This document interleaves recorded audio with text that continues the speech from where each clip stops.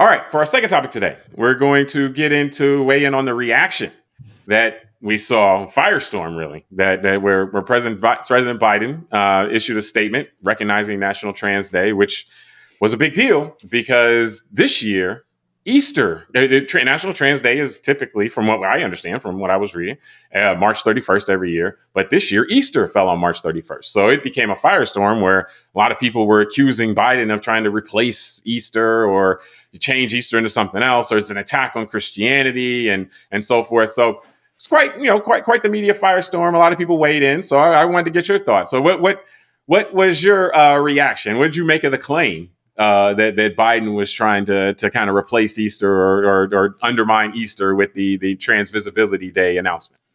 I was very shocked and surprised. I didn't know that a president of the United States had the ability to change a religious holiday, from the actual religion, to change something like Easter and just make it go away. Look, man. Which is an interesting point, by the way, because that suggests that some people are looking for their president to be a religious leader as well. Apparently. Well, hey, that's another show. I think we did that one a month ago. I thought we didn't want that. I thought that was First Amendment right there. We didn't plan that, but for anyone listening, go look at our archives if you want that show. But it's called God Made Trump, by the way. But no, it's look. I got a lot to say on this, which we will. That's why this is a topic for our show. But I think my initial reaction is I'm surprised people aren't exhausted, honestly, of just these rolling, kind of hysteria, meme. I started thinking about Dr. Seuss and the gas stoves and the transgender person with the beer can and the Taylor Swift psyop with the Super Bowl and Kelsey and it's just every time there's something new that is just an absolute hysteria thing. And it's kind of like what we alluded to a little bit in the first part of today's discussion, separate topic, but just this idea of fact checking something, just slowing down when you get triggered and you're all hot and just saying, let me look at this and just see how accurate it is. And then the idea that just facts don't matter, right? All the stuff that came out Sunday about, people, I'm watching other news shows where they're this has been going on since 2009. And, because of the leap years in February and all that, this is the first time in 11 years that Easter happens to fall on Sunday. On that day of the Trans Day. On the 31st of March. And then the whole thing about and it's funny for me, it's a little bit personal because I grew up in Washington, D.C. and I remember doing the Easter egg roll when I was a kid in elementary school. And I remember meeting Nancy Reagan and all that on the White House lawn. And, they're talking about the Easter egg roll. And that was a big hysteria all over certain media outlets about you can't put religious symbols on the eggs and all this. And then again, the facts come out that, this has been a policy since 1978. And even the Trump administration for 4 years didn't have the religious things on the Easter. And it's like the debt ceiling debates. How did this become now a hysterical thing when this stuff is stuff that's been going on for a very long time and no one made a big deal about it? I guess until we need both to make money on entertainment now and to deflect people from other things. And I just don't, to me, it's hysterical. It's wild. It's wild. And a month from now, everyone will have forgotten this. We'll be talking about something else. The other thing I'm thinking about is, remember, the bridge collapse in Baltimore, that feels like 5 years ago now. Yeah. Remember that it was not a container ship that just happened to have a malfunction and hit a bridge and collapse. And that spawned all the conspiracy theories. And it was DEI and it was the immigration thing and the COVID vaccine. And well, I think that's my answer. You raised the right point, but I don't think you connected the dot. I think the exhaustion is it. It's the exhaustion. But what it is basically is that these things, people are exhausted, or at least the consumers of this, the people that do get worked up about this, they are exhausted. But these are the things they use to re-energize them. So this will work to re-energize them for a couple of days or a week or so. Then they'll need something else. Because remember, it's the end of the world all the time. It's the end of the world. I realize it's a dopamine hit. It's smack.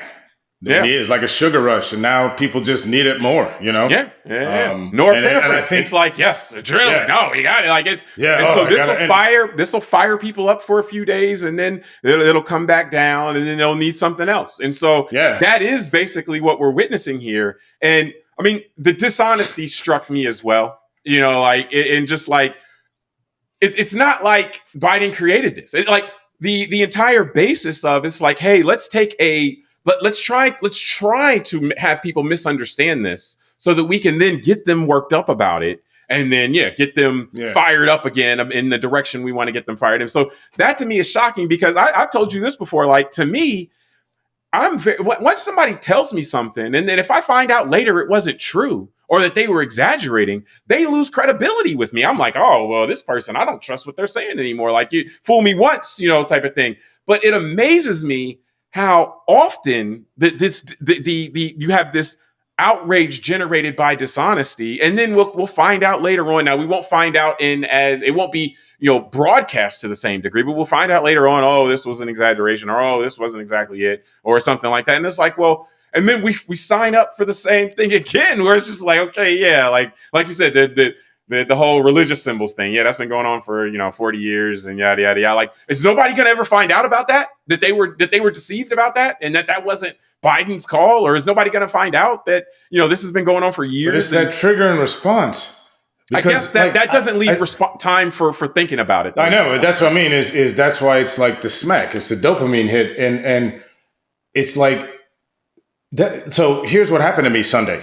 I'm enjoying my Easter Sunday, which is I'm not on social media and I'm not sitting there absorbing cable news because I don't want to do that on Easter Sunday. And so I get a text from one of my friends who's, we have a lot of fun, and he's a MAGA guy, right wing guy. But we're good friends for, a long time. And we have a good time going back and forth, one of those genuine banters. And he texted me just this thing from Twix, Twitter, X, whatever the name is now. Twix, and it's yeah, Twix, actually. I just invented it. Yeah. So, hey, you're the intellectual property attorney, and we need a patent that. That's it. I'm going to sell it to Elon Musk. I don't think we can do that, but it's still a good nickname, though. Yeah, I'll sell it to Elon Musk for $1. That's it. I don't want too much money. I know he's got a lot, but so on Twix, that's our new name for it. There was this thing about this transgender day and all this. And so, the first thing I did was, because it kind of was sound like, really, like this is, now today I got to hear this stuff. So I just Googled it. And that's where I actually found out, oh, this is a real thing. And then I just saw the next clip next to it. Well, the writing thing was, this is just the first year it happened to fall on Easter Sunday since 2009. And I just thought, okay. And that's why it was like Monday, the day after, is when I started to look on some stuff online. And I thought, man, this is what people were spending their whole Easter Sunday about. And this is crazy. And what's sad is I can see a lot of people I know that watch all this stuff, and they're really nice people. Like, they're actually good people. I care about them. I love them. They get so anxious and they're worked up and they're sitting inside their homes, and it's sad. Like, they're not enjoying their family and friends. They're sitting there glued to this stuff. Angry about it. And it kind of reminds me of this first conversation we had on part one. Like, we're saying and we're acknowledging this stuff is bad for kids. This type of constant triggering of emotions and all this stuff. And you're right. Like, we're not respecting it, that it's also affecting us as adults. Yeah. Like this is so negative. And then where I see this as being different than even just a few years ago. Like, this is a lot of quick, rapid change in recent years. What disappoints me is the piling on by people in leadership who know better for real. Like, I was watching this lady, Marsha Blackburn, a senator from Tennessee, who's been in the Senate like 10 years. Like, she knows this stuff about the Easter egg thing. She could easily be a leader in the United States as someone at the top political level, as a U.S. senator, and just be interviewed on those shows and say, look, I don't like Biden. I don't like liberal stuff. But hey, ever since I've been in the Senate, this has been a normal thing even through the Trump administration, and kind of tamp some of this stuff down. But instead, she's leaning into it. Give her supporters context. How about she get correct? She could give them context, or she could try to further disturb them. Yeah, but instead, she's leaning into it about he's attacking Christianity and all this. Like, really? Like, Well, you gotta, And my point is, and my last joke, and I'll leave this with you because this is going to be a fun joke. So I heard thanks for someone say announcing that. this. No, and so I looked it up on my calendar. Everyone can look. Next year, because of the lunar calendar being all out of whack, I didn't believe this at first because Easter was on the 31st of March. Yeah, the date Next of year, Easter is it's set on. based on, like Yeah, the moon and everything like that, moon cycles. yeah, and so next year it falls on Or April no. 20th, which I was just thinking, wow, that's a long way. But I looked and it's accurate. So I'm already going to, let's have fun and start predicting the next conspiracy theories of why Easter will fall on 420. And should we be smoking weed in the parking lot of the church or afterwards when we're having Easter brunch? Because when I have Easter dinner with my wife and my kids, if I show up to the dinner table high, I'll have a right to, right? And it's legal It's in an attack Florida. on Christianity. I Right? mean, we can figure out what's going to be So said. that's an attack on Christianity because that's drugs, and it's so, and that's my point.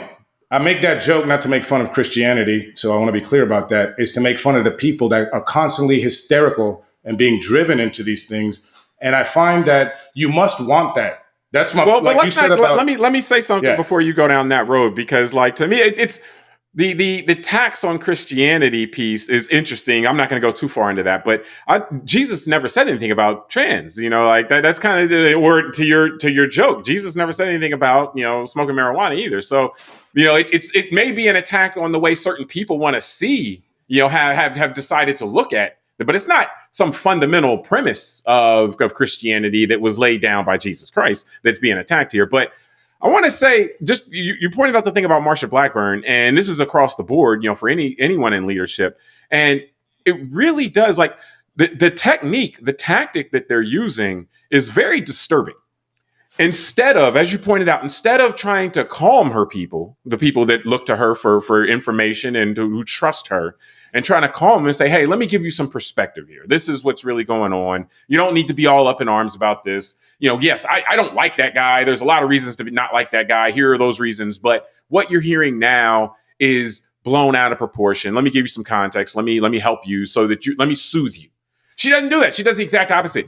And she wants to lean in. She wants to further disturb people. So in a sense, what she's doing is she's trying to make the people that trust her feel more isolated, more like she wants to isolate them from their countrymen. Yeah. And I'll tell you that sounds a lot like the way abusive spouses behave. Where they take the spouse that's being abused and they don't want them to feel like people on the outside care, people outside of their immediate circle care, or they would, if you reach out to them, they're just going to hit your hand. And, like it's fomenting this isolation in a way that you do that to people when you want to be able to manipulate them as much as you want. And so it's notable to me that the leadership leans into that, because that is a setup, and that's a form of being able to manipulate with impunity, because they are trying to isolate people and make them feel like anywhere else you turn, everybody else is against you, including your own countrymen. And that says a lot about that leadership, the leadership of those people, or the character of those people, that's what they want to do to the people that trust them and support them. Yeah, no, it's terrible when you put it that way. It's really sad. And you make a great analogy with the abusive relationship. Because, if I can go even just 30,000 feet on that one, it's really about authoritarianism, right? The people, this is why authoritarians. Everything else is scary. Turn to me and I'll protect you. Yeah. Correct. That's why they don't like other information in. That's why, again, going back to, the First Amendment, right? It's a blueprint of everything that an authoritarian would want to take away from a society: freedom of speech, freedom of press, all that kind of stuff, and trying to implement a national religion, things like that. And that's all so that people will fall in line and they can be more easily controlled. And I think that what we're seeing at a certain level, and this is why it's a little bit difficult to put your finger on it, because you can't really see it visually. This is more of understanding humans. I've read studies and heard kind of about 40% of the human population will just follow authoritarian ways. And if some they're people put in the correct mindset, like it's not hard to get them there, basically. And I think that's a great point. I think that's what we saw in the last 120 years of the experiments in different societies, like fascism, like in Mussolini's case, or the Nazism in the German case, which is charismatic leaders taking people who otherwise might not look at their fellow countrymen and other things in such a negative way. But playing the fear game at a time, there might have, in the 1930s, there were genuine things to be upset about, like bad economies and you're coming off World War I and all that kind of stuff, right?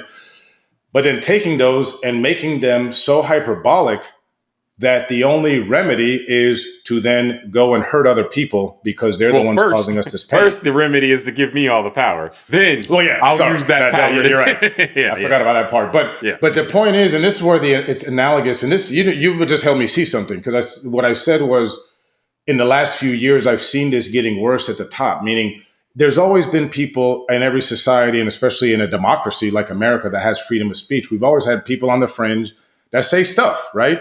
And crazy stuff.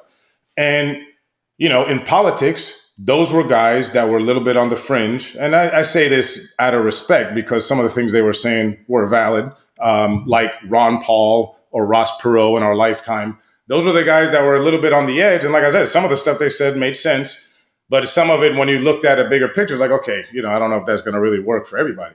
And so to your point, it's like, since the big lie in January 6th, I feel like the higher level political brass has also taken upon themselves to say, okay, I see this landscape here, and if I want to stay in power, I've seen what happened to the people like a Liz Cheney or someone else or a Mitt Romney, people who try and stand up for the Constitution in the way that many Americans. Even before them, the Jeff Flake and, recently we can name them all, right? Yeah. And kind of the destruction of those type of people within the party, to the point where recently, when former President Trump's daughter-in-law takes over the RNC, I mean, these are things that don't get reported as much. He said, I don't want Romneys in this party. So it's a shift that's happened. And I think you're right. From an authoritarian standpoint, the people that have remained in that party have also made a decision that they're going to play along with that. Yeah. So this is not going to get any better. This is going to get worse in terms of the division and the need for that class of leader in our political discourse to try and shield their viewers from things that otherwise might have the viewers questioning their own leadership. Because if Put differently, it requires them to remove all context, because they constantly have to present this other side, so to speak, as evil and an enemy in order to keep the alignment under the authoritarian type of principle and approach. Like, one man can solve everything. So what's there to solve? It has to be this. You have to create the boogeyman, and you have to continually build up the boogeyman, and you can't soothe people and calm them and say, it's okay, things are okay, we'll do this, we'll do that, but we don't like this, but it's no big deal. It has to be everything is the end of the world. Just briefly before we get out of here, though, I want to ask you, we've talked about this in a media context, and it may come into this also, but this is political just broadly, whether political media or just politics and political leaders. This kind of outrage, do you think it's supply driven or demand driven? Like, do people demand this?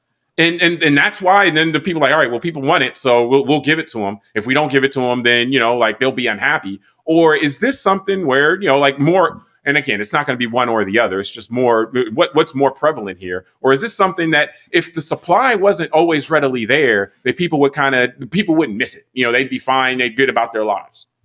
Yeah, I mean, that's a great question. I don't know at this point. I can't look back and say where it started in terms of, was it first the supply of this stuff that got people kind of hooked on the smack? Or is it that people were just demanding this and somebody in the marketplace said, hey, let me deliver what you want? I think we're too far into it, at least for me to go see and figure that out. And I don't think it matters anymore, because I think it's a symbiotic loop. It's a snake eating its tail now. This doesn't end well. Yeah. Historically, this doesn't end well for societies, right? Like you were not going to have, if this continues, and I'm not saying we're going to be Russia or North Korea, because the American system will adjust to it differently. But we may not be, if we keep going down this road, just the America that we had, that you and I grew up in. And so it just might look different. And so I will say this. I think we're at the point, to what we've just been talking about, that it doesn't matter, because if I think about it, like after the 2020 election, think about what a lot of people in Congress and the Senate were telling the media when they were asked, well, how come you didn't certify the election? Or how come this? they wouldn't take responsibility and say, well, because I know the election was stolen and here's the proof I have.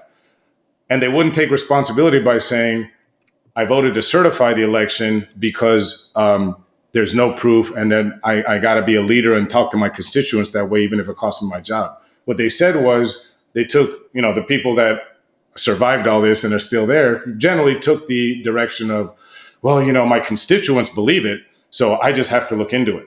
And that's, to me, the feedback loop, because it's very intentional that a channel like Fox News spent all of Sunday talking about the transgender and the Easter egg stuff and not talking about other things. Yeah. And so I think it was very intentional that these channels, we learned this through things like the discovery and what came out in the Dominion lawsuit. Fox tried to be honest with its viewers after the 2020 election and start explaining and doing the things we're talking about, explaining to people, hey, you know what? This is how the election actually went Biden's way and all this. And what happened is the viewers started leaving. Yeah. So the reason why which would suggest settled, there's a demand, or at least once you hit a certain threshold, there becomes a demand because that would suggest demand driven. I look at, like, from a historical context, I'll look at like McCarthyism, which to me would suggest that it's supply driven. Because once McCarthy falls, someone immediately doesn't come and take that mantle and then and scratch that itch in that sense. That kind of energy tamped down. And what it illustrates to me, and it's one of your truisms, one of the things that I can't believe we made it through this show so far. I know you haven't said it yet. Mm-hmm. Leadership is important. It seems like it's supply driven, but there is from a demand standpoint, there's a susceptibility that a certain percentage, and this may be that 40% of the population, but just whatever, there's a susceptibility of a large percentage of a not small number, a significant number of people in a population have for this type of messaging.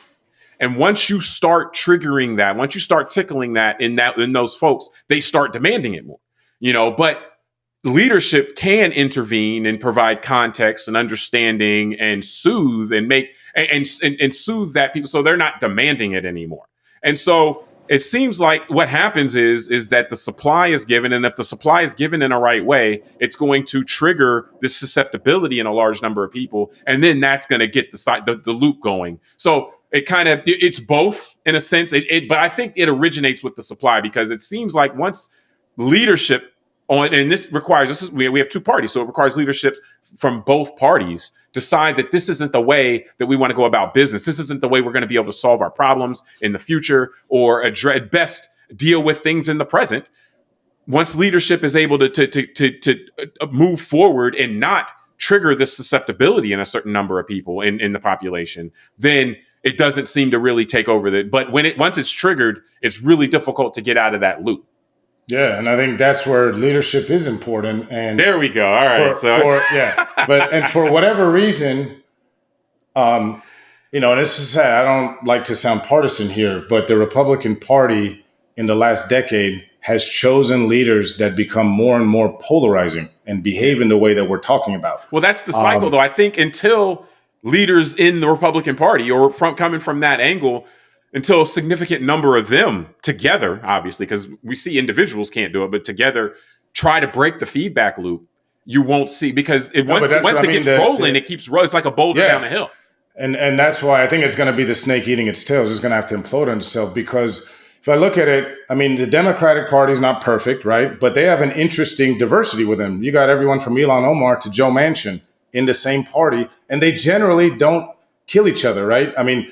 It's the Republicans that talk about rhinos and they're not pure, they got to get out and all this stuff. And so what really hit me with what you've been saying is the need, like an authoritarian, like a bad relationship, to keep, like an abusive partner. I might be beating you, I might be abusing you emotionally and all that.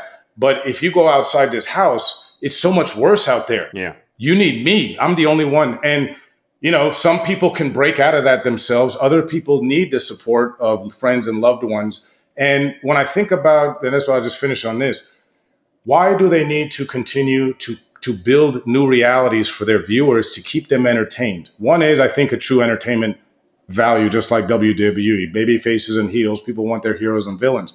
The other thing, I just started thinking about recent stuff, because you don't have anything good really to talk about on your own side. Because think about they spend all this time Sunday on these cable networks talking about this stuff that doesn't really matter big picture. But what does matter is, I was thinking, the last 2 months, we have President Trump going from selling sneakers to Bibles last week on Holy Week.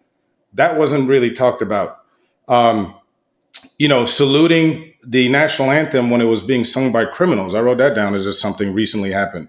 I was thinking about last week, a lady won a congressional seat in Alabama by 25% because she ran on the IVF issue. They don't want to talk about that. No, which was a Democrat winning in a traditional Republican area. Yeah, like Alabama, Huntsville. Like that's what I mean. It's So the idea is that, and then we know the pushback to the Dobbs decision that took away Roe versus Wade, all that. These people have policies that are very unpopular with the majority of Americans. And then they have someone who they've chosen as to lead the party that continues to look like he's spiraling emotionally out of control, because the other thing I didn't mention is we'll go further and further into isolation as well. Like that's kind of and take the group of people further and further into isolation. Yeah, and as I was gonna say, Donald Trump made 77 posts on Truth Social just on Sunday, and they were all crazy, like all caps and stuff. So in order to not let people see that, they need to keep this outrage stuff so that people keep getting glued to transgender stuff and all these things that really aren't a big percentage of this population. But there's nothing really else to show. Matter to someone's day-to-day life, this, the National Trans Day or the Trans Visibility Day, like that didn't have any effect on my life yesterday, or excuse me, on Sunday. Like it's like that. If you want to pay attention to that, you can, and if you don't, you don't. Like it's not something that is. It's not like it's not a bridge falling. Where it's like, whoa, this is, or the freeway over in California, the Big Sur area, or that collapsing, like that's something like, hey, our roads, we all drive on roads type of thing. There are things that matter and that we should be paying attention to. But I'll say this, and I'll end with this. What it does illustrate to me is human beings are different. But certain people, have different types of wiring, and there may be certain types of people that are wired in similar ways. And so what it illustrates to me is like if we don't, I say this because if you're not wired like this, you may not see it. But a lot of people are wired live and let live, and a lot of people aren't wired like that. They want to impose, the way they want to be on everyone else. And so what I see this as is that, Biden recognizing this day doesn't say to anyone that they can't do whatever they were going to do already anyway. If you want to go spend the day at church, or if you want to do this and that, it doesn't stop you from doing that, and so really what it is, when people say this is an attack on Christianity or anything like that, what they're saying, and this is similar to when you say, oh, well, you're going to recognize Hanukkah in addition to Christmas or, different things. It's attack on the exclusivity in our society of Easter. Like, is Easter only going to be the only thing that's going on for everyone?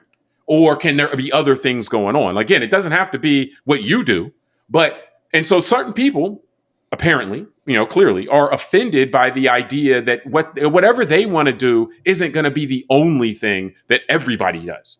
And that's really what we're seeing this outrage is based on. Because again, there was not, even if you follow down the road and say, hey, yeah, Biden, why did you do this on Easter? Or why did you recognize this on Easter? And it's like, well, but it's still not anything that says that anybody who wanted to go to church or do an Easter egg hunt or do any of that stuff, they can still all do that stuff. Like it had no bearing on that. All it was saying, hey, there's something else going on, and hey, a hat tip to them, and that's it. So if you are a live and let live person, that doesn't even trigger you, or that doesn't even register as a thing to you. But if you're a person that wants to impose the way you want to live on others, then that may be the greatest offense in the world. And that's kind of how we see this interpreted sometimes. Yeah, no, I agree. And that's why it's the danger here is this is why they do this. They need to infuse things that are very emotional. So when you infuse religion and you say that someone is trying to change your religion or they're trying to take it away, that's what I mean. The ability to go from trigger and response for most people it shortens that. They can't stop in the middle and say it skips cognition. Yeah, it's like they can't stop and say, well, hold on, let me just judge this. Can one guy really just take away a religion? Can it? And so I think that's So it's going to get worse from here. That's my end thing. but we see the cycle though, and I think it was good to point out like the need to constantly do this because otherwise, people are exhausted in dealing with this stuff all the time. So you got. Your analogy of the abusive relationship is very good, because that's why it can't go forever. Either people are going to break out of this, or the abusive partner is going to eat the non-abusive partner alive. One or the other. But no, we appreciate everybody for joining us on this episode of Call Like I See It. Subscribe to the podcast, rate it, review us, tell us what you think, send it to a friend. Until next time, I'm James Keys. I am Tunde Ogunlana. All right, we'll talk to you next time.